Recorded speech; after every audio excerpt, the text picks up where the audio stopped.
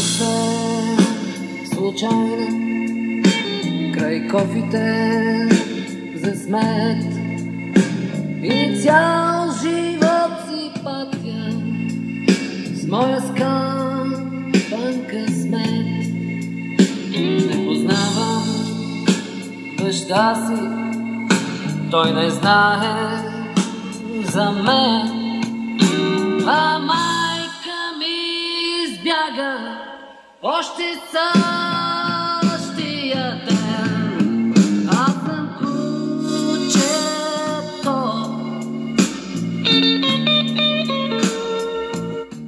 на крайния квартал.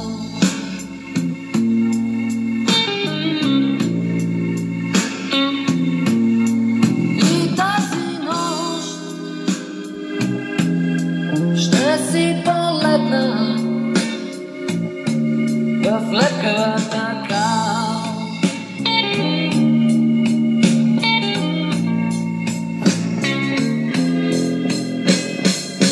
Няма порода, родословно дърво, но имам природа и на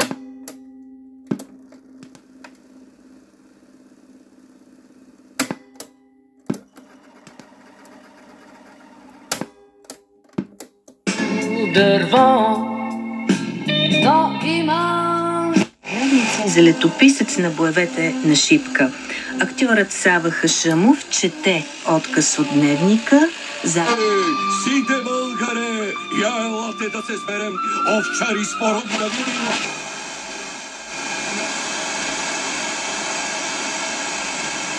Граници за героите. Ред след ред. И национални съборници съдите в България.